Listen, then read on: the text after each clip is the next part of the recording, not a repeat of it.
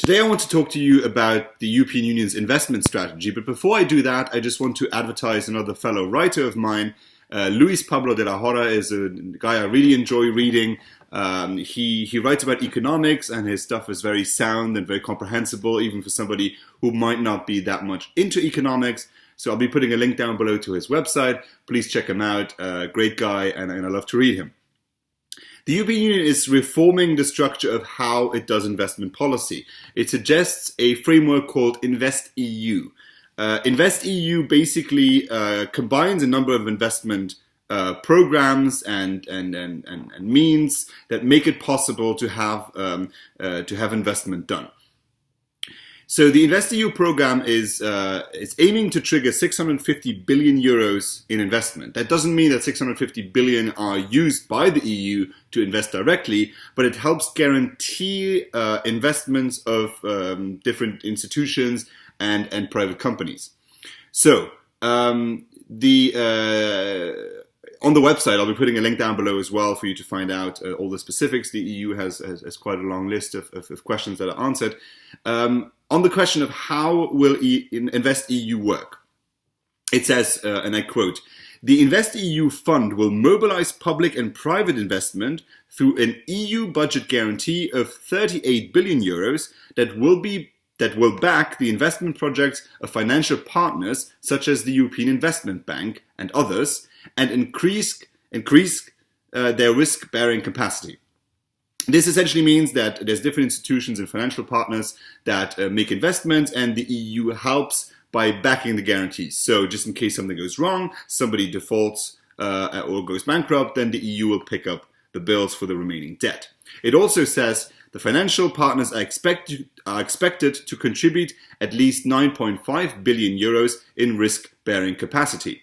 The guarantee will be provisioned at 40%, meaning that 15.2 billion euros of the EU budget is set aside in case calls are made on the guarantee. So basically this means that the EU will be standing in for any potential risk, or for a part of the potential risk. Now, what does the EU want to invest in? What does the EU want to be built? Now, it has a certain allocation for these funds.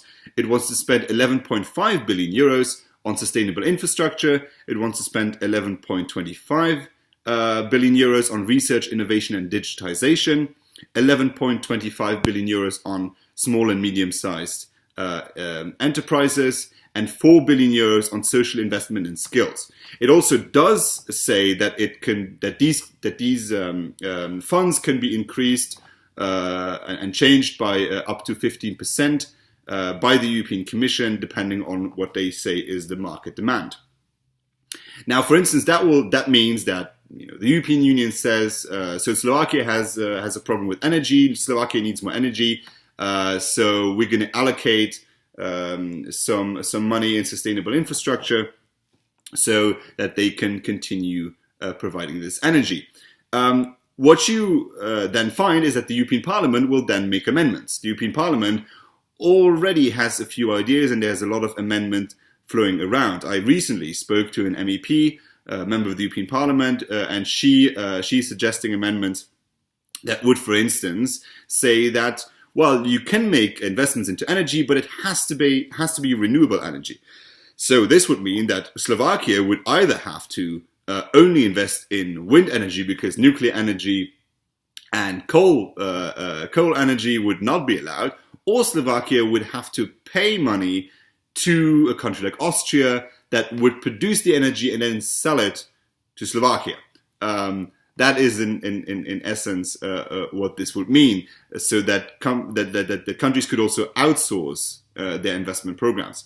Why exactly they would bear the risk is not entirely clear to me. I'm not a fan of these investment programs. I think that it leads to a lot of malinvestment. It assumes that the government knows exactly where to invest the money, and it makes the government vulnerable to a lot of lobbying, because the more money the government has and the more money it can spend on different programs, on a different infrastructure, the more the companies that build these things have an incentive to lobby the government to build more of it. It's also the only reason you could allow the EU you would favor the EU making investment is if you had to assume that the EU is the best entity of knowing how to spend that amount of money. Only if you believe that the EU has the absolute knowledge of how to invest those funds, only then would it make sense to give it to them. If you look at the track record of government, I don't actually believe that the government is the best investor in those things. You also notice very soon that bureaucrats are very much a fan of the system because it provides them with a lot of work and new institutions and new councils and new interdepartmental committees that continuously foster them and provide them with job opportunities. You have to know that even if you believe the EU's own numbers, and 6% of the budget is administrative costs, which I believe is a conservative estimate, then in this program, still 2.8, it's 2.28 billion euros would be just administrative costs. So more than half of the budget for social investment in skills would just be administrative. That's just spending on bureaucrats and the associated costs for their pensions and so on. I don't think we should do this. I don't think the EU should be in the business of investing money whatsoever. I think private companies and communities are best at knowing exactly what is needed. And I don't think it should be a top-down method where one institution decides where the money should go. But let me know what you think. I'll be putting some links down below so you can find out more. And yeah, feel free to discuss. I'm happy to know your comments. Thanks for watching and see you next time.